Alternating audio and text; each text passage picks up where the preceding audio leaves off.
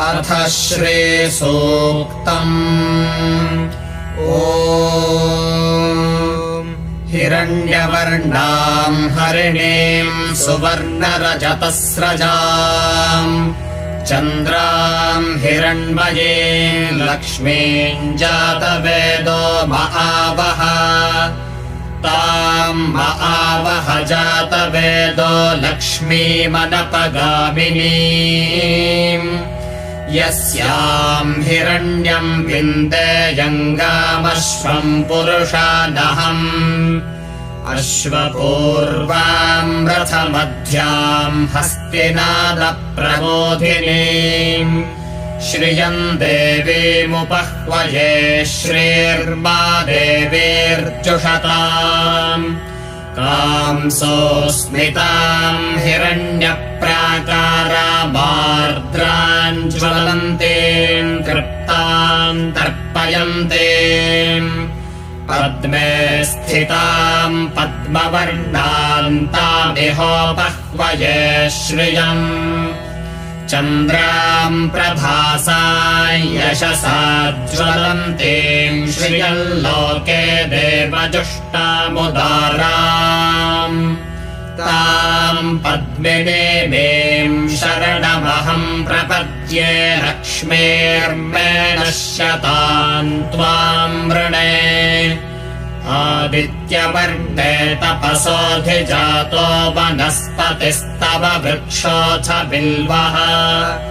तस्य फलानि तपसा नुदन्तु मायान्तरायाश्च बाह्या अलक्ष्मीः उपैतु माम् देवसखः कीर्तिश्च मणिना सह प्रादुर्भूतोऽस्मि राष्ट्रेऽस्मिन् कीर्तिमृद्धिम् ददातु मे क्षुत्पिपासामलाम् ज्येष्ठामलक्ष्मीर्नाशयाम्यहम् अभूतिमसमृद्धिम् च सर्वान् निर्मृद मे गृहात् गन्धद्वारान् दुराधर्षान् नित्यपुष्टाङ्करेषिणीम् ईश्वरीम् सर्वभूतानाम् तामिहोपह्वये श्रियम्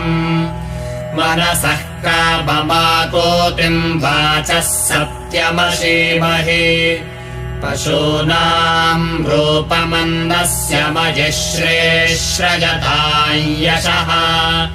कर्दमेन प्रजा भूता मयि सम्भव कर्दमा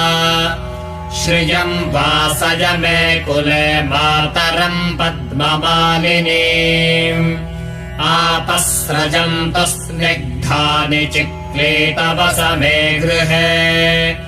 निच देवीम् मातरम् श्रियम् वासय मे कुले आर्द्राम् पुष्करिणीम् पुष्टिम् पिङ्गलाम् पद्ममालिनीम् चन्द्राम् हिरण्मयीम् लक्ष्मीम् जातवेदो महावः आर्द्रायः कर्णे यष्टिम् सुवर्णाम् हेममालिनीम् सूर्याम् हिरण्मयीम् लक्ष्मीम् जातवेदो महावः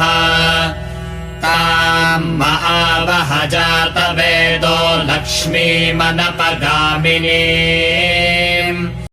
यस्याम् हिरण्यम् प्रभूतम् गावो दास्योऽश्वान् विन्देयम् पुरुषानहम् महादेव्यै च विद्महे विष्णुपत्न्यै च धीमहि तन्नो लक्ष्मीः प्रचोदयात्